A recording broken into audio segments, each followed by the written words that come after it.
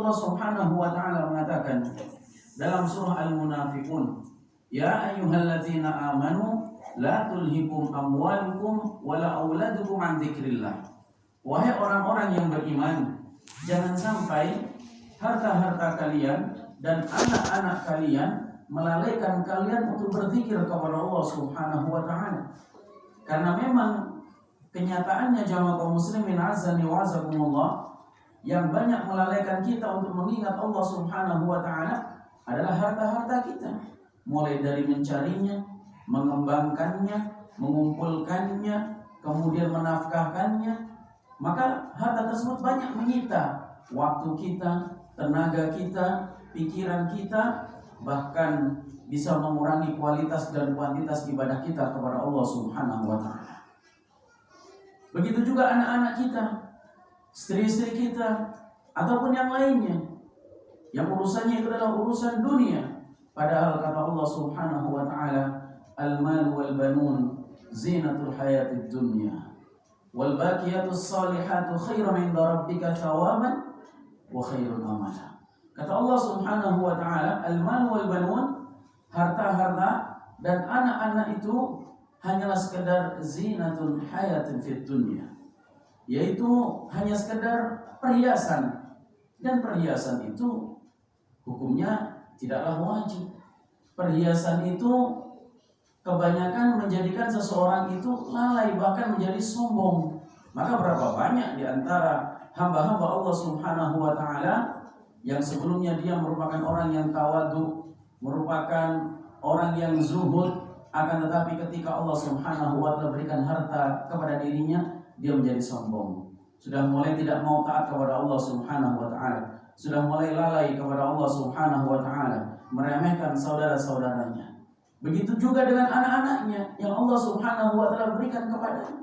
Berapa banyak di antara manusia-manusia yang dia berbangga dengan anak-anaknya sehingga dia melupakan untuk taat kepada Allah Subhanahu wa taala. Dia lebih mementingkan kebutuhan anak-anaknya, sehingga kebanyakan dari anak-anak tersebut menghalangi dirinya untuk taat kepada Allah Subhanahu wa taala.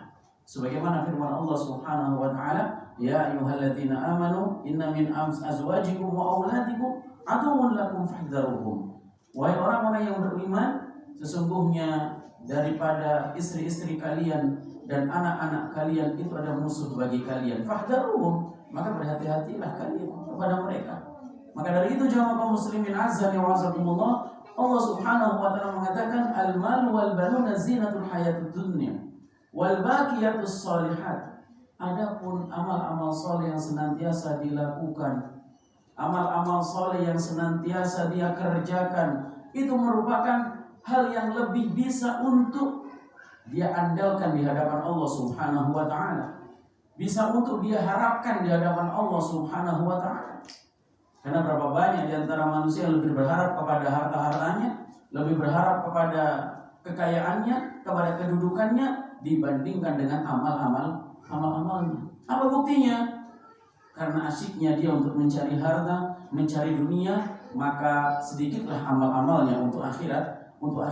Ini bukti bahwasanya dia merasa akan bahagia, merasa akan tenang, merasa akan selamat jika banyak hartanya, jika banyak anaknya, jika tinggi kedudukannya. Padahal tidak itu yang dikatakan oleh Allah Subhanahu wa taala. Allah mengatakan wal baqiyatus shalihat khairun 'inda rabbik. Itu lebih baik di sisi Tuhan kalian. Lebih baik bagi kalian di sisi Tuhan kalian. Wa ahsanu amala, dan lebih baik untuk bisa diharapkan. Berapa banyak di antara manusia-manusia mengharapkan bahwasanya hartanya bisa diharapkan untuk menyelamatkannya, ternyata tidak bisa untuk menyelamatkan. Begitu juga anak-anaknya tidak bisa untuk menyelamatkannya. Lihatlah bagaimana Allah Subhanahu wa taala mengatakan tentang orang-orang yang kufur kepada Allah Subhanahu wa taala. Innal ladzina kafaru lan tughni 'anhum amwaluhum wala auladuhum minallahi syai'a. Sesungguhnya orang-orang kafir itu, orang-orang yang kufur kepada Allah Subhanahu wa taala, sesungguhnya harta-harta mereka dan anak-anak mereka tidak mampu menyelamatkan mereka dari azab Allah Subhanahu wa taala.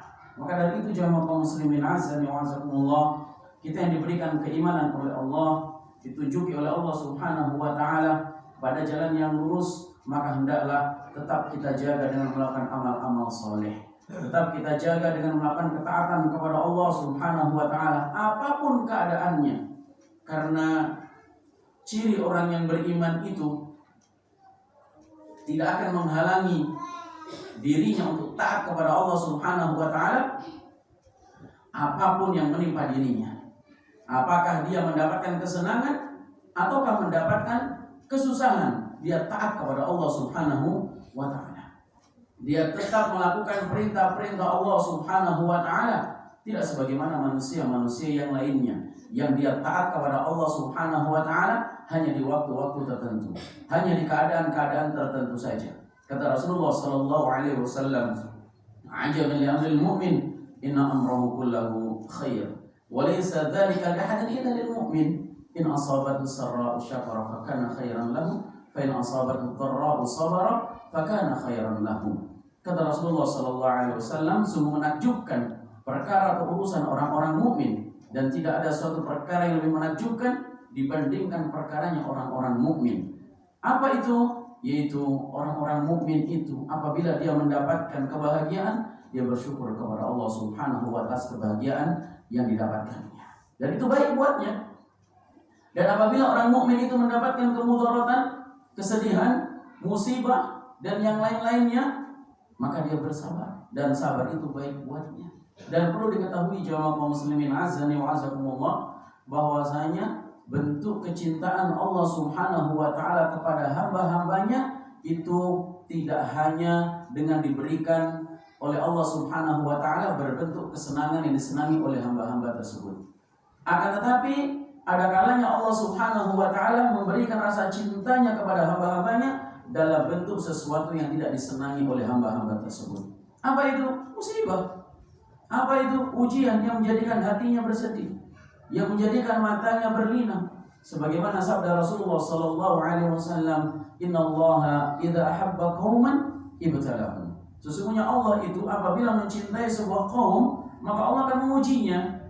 Kalau ujian ini dikatakan ujian ini yang dimaknai secara umum, ujian ini adalah ujian yang menjadikan orang itu sedih, membuat orang itu putus asa, bahkan membuat orang itu frustasi untuk beribadah kepada Allah Subhanahu wa Ta'ala.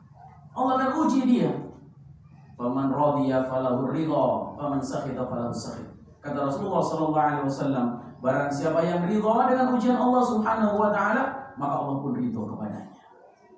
Tapi barang siapa yang murka, yang tidak terima dengan ujian Allah Subhanahu wa Ta'ala, maka dia akan mendapatkan kemurkaan dari Allah Subhanahu wa Ta'ala. Lihatlah para nabi dan para rasul dan juga orang-orang yang mengikutinya diuji oleh Allah Subhanahu wa Ta'ala dengan ujian yang dimana ujian itu tidak diberikan kepada hamba-hamba Allah Subhanahu wa Ta'ala yang lainnya. Karena ujian yang paling besar adalah ujian yang diterima oleh para nabi dan para rasul. Tidak ada, kita tidak pernah menerima ujian sebagaimana ujian yang diterima oleh para nabi dan para rasul.